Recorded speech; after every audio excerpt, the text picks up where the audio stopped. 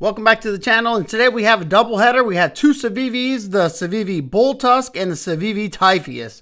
We're going to get started with the BullTusk. This is a nice full-size EDC knife at 8.16 inches long with a 3.5 inch blade of 14C 28N steel. Nice and wide blade, and that point comes down nice and aggressive if you had to pierce into something because it's very bulky. Nice satin finish on this one. Excellent sharpening choil, and you got a nice little thumb ramp with some grippy jimping. It locks you in very well. Being that you have such a low tip, sits under the center line of that pivot, should be able to easily get it down onto materials if you're doing drag cuts, and it's going to make this blade much more versatile. I have a high flat grind that comes down to about 18 thousandths behind the edge. Why don't we see how well this thing performs?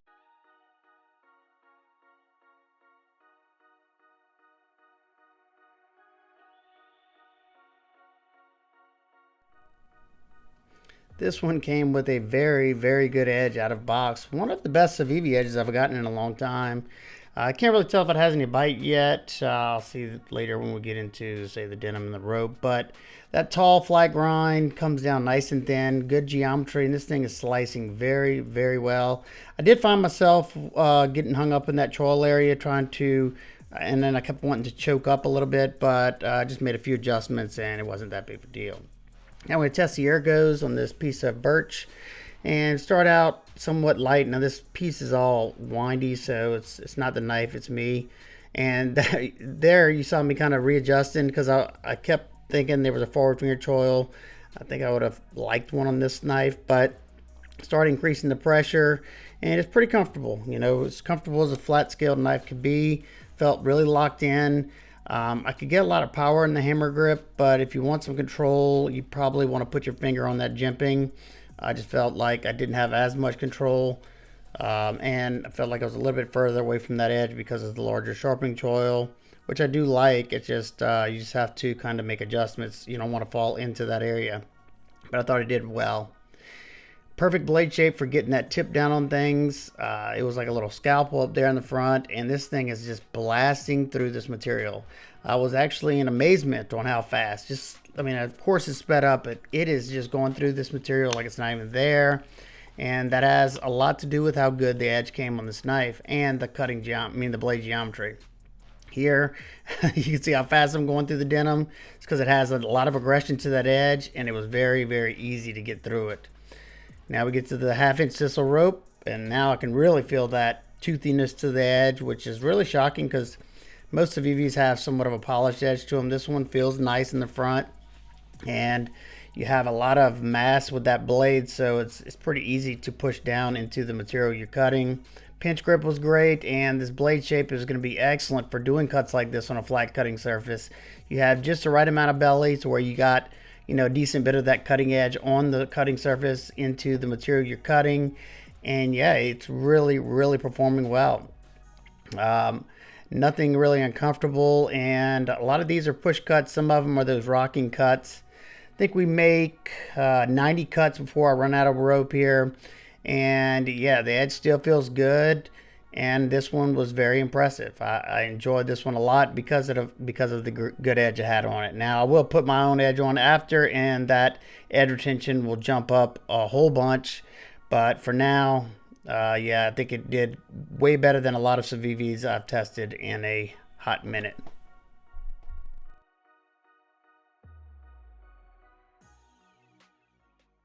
Now let's take a look at the deployment and the action. It's riding on ceramic ball bearings with a ceramic detent ball. So this thing is nice and smooth. You have a flipper tab that works great in the light switch. And you can also kind of do a push button. They work about the same. You have a pretty substantial blade, so it's going to carry that momentum around. And you have that blade hole that makes it very easy to reverse flick. And this thing is very smooth because of that weight of your blade. You can also slow roll it if you'd like to. Now let's take a look at the handle area. Mine's in purple micarta, nice and grippy. Love that traction. They have a large chamfer going all the way around. No sharp areas where you don't want them to be. It was pretty darn comfortable in hand. And once I got used to being back like this, you're pretty far from the edge because of the larger sharpening choil. And I kept wanting to come up here, but yeah, you definitely don't want to do that. Once I got used to that, it was a-okay, nice and comfortable. Nothing poking or prodding me. You have 3 little milled lines there. You have a reversible deep carry tip-up pocket clip. Clips in set into the micarta along with countersunk screws. Excellent job there. And it sits deep in the pocket. You're not going to see pretty much any of that knife sticking out. You have Torx TA construction throughout, except for the pocket clip. They went with T6, which I'm not really that concerned with that because I don't usually take the clip off if I don't have to. You have excellent blade to handle ratio almost all the way to the end, and you don't have to worry about coming in contact with that tip. You have 2 standoffs in the back. You have an extra post right here and right here for a lanyard spot, so you don't have any extra holes in the scales. Being that you have that substantial blade, that's going to add a good bit of weight, but it still feels pretty light in hand because they have tons. Look at all this milling on the top and bottom. Hopefully that's coming through nicely. Very good job on that.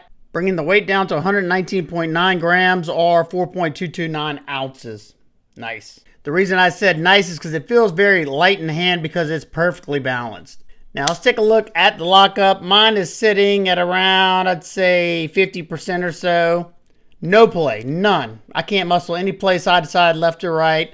Access to the lock bar is pretty good. This comes down a little bit lower. You do have some texture right there. I can get my thumb in there rather easily and the fat of my finger. Size comparison with the Ontario Rat 1 and 2, with the Sencut Fantera and the O-Knife Zilla. Last we have the Civivi Praxis and the Civivi Conspirator. Nitpicks and complaints. The only thing I could really be nitpicky about is maybe having this as T8, so you have it all T8, but I don't really care about that, being that it's just a pocket clip. But other than that, for $63 for the G10, $65 for the micarta, big old chunk of 14C, and this thing's nice and comfortable, very smooth, and it performed very well. Yeah, I could definitely recommend this one. Next up, we have the Civivi Typhoeus. And this is a smaller knife coming in at 6.25 inches long with a 2.27 inch blade of 14C 28-inch steel. On this one, they went with the bead blast finish. I really wish they would have went with either the satin finish on this or the regular plain stone wash, just because the satin finish smudges up really bad and it makes it more susceptible to corrosion, even though I haven't had any problems with their stuff corroding here in the South. You have a nice top swedge that brings that tip down pretty nice and lean, but still has enough thickness to, you know, if you had to stab into a bag of potato chips or something. You have a large sharpening choil that doubles as a forward choil, and it's going to give you a good bit of sharpening light before it starts to widen back here. You have a high flat grind that comes down to around 17 thousandths behind the edge. So this thing should perform pretty well. Now we're going to test this knife as an EDC knife, or they're calling it a fixed blade. I don't really see this as a fixed blade because it may look like one, but it is also a push dagger. And I guess in this manner, it's a fixed blade. It's still not, I don't know. It's not fixed. Y'all tell me what y'all think about that. But whenever you're in this push dagger spot is how you store the knife. It comes with a decent little leather sheath that has a little belt clip attachment there. You put it in here and you got a little button closure there. So now let's see how well this thing performs.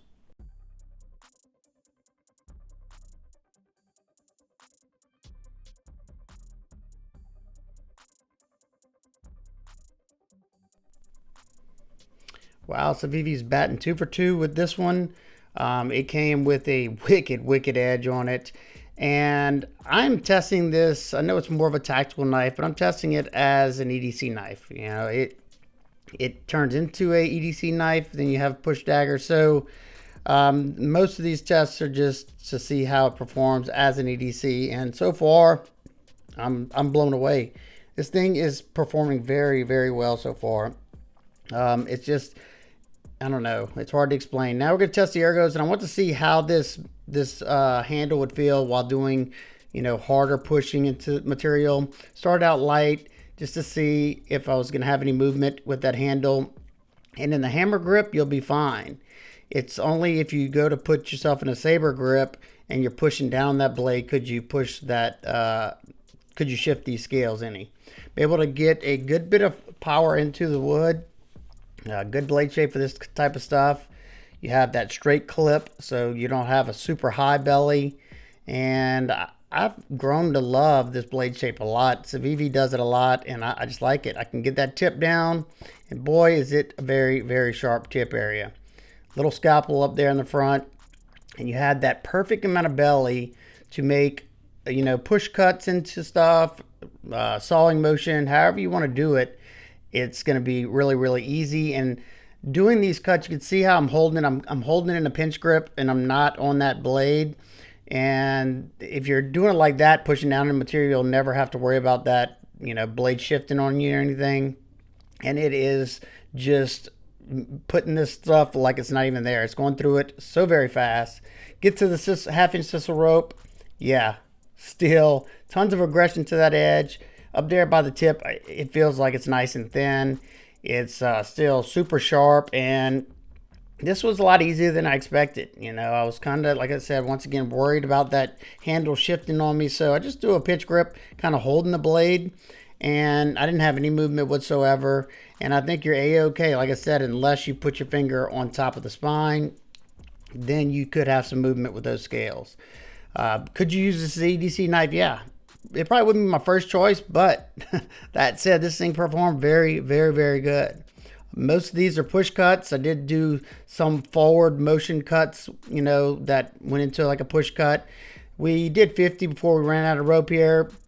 And yeah, I definitely could have done way more, and it was still nice and aggressive, nice and sharp.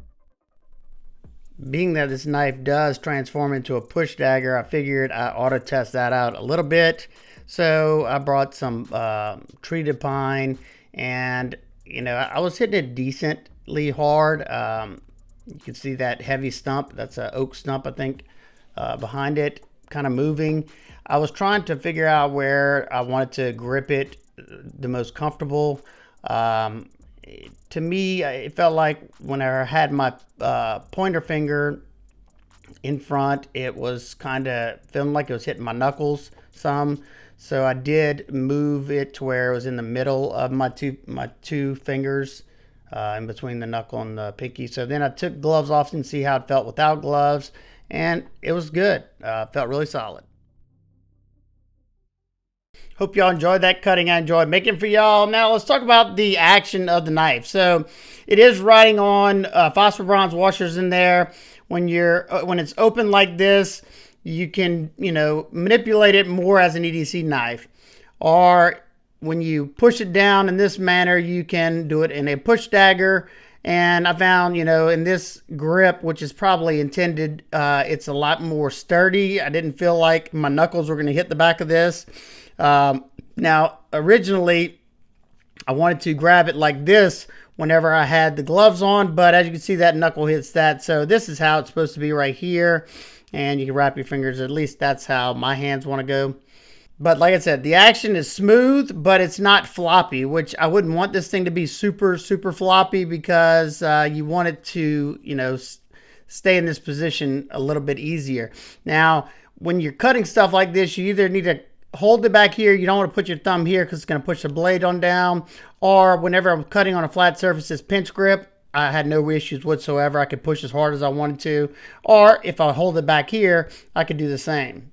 Now let's go to the handle area. This particular one has G10 scales, TA construction everywhere. Love seeing that. You got some nice milling in there for some added grip texture. Everything is nice and rounded over on the edges. They did a very good job of trying to make this as comfortable as possible. This section is very comfortable. Now, it does get a little thinner right here, so when you're really bearing down, my finger was a little uncomfortable sitting in this spot, but it wasn't terrible. I did carry this on my belt a few times, and I like it. I would have much preferred a Kydex sheath. And I'm sure on Etsy later, they will have them. I'm sure somebody will make some aftermarket Kydex sheaths for this. I would almost want to see one in this direction, but I just don't know how that would react. Weight without the sheath in grams, 82.3 grams or 2.9 ounces. In the sheath, it's 4.14 ounces. Size comparison with the Civivi I-22 and the Ontario Rat 2. Kaiser Mini Roach and the QSP Penguin. Last, we have the Wee Banter and the Knife's Lander. Nitpicks and complaints. The only thing I really have is I wish they wouldn't have done a bead blast here. I would have much preferred just a raw stone wash or even a satin finish would have been better than this bead blasted finish. Other than that, I was actually very, very surprised on how well this thing performed and how good it felt while doing so. You know, I did not expect it to be that good of an EDC tool, especially being that it's more in that tactical role. But being that you have that straight clip, still performed great. Yeah, I like this a lot more than I anticipated.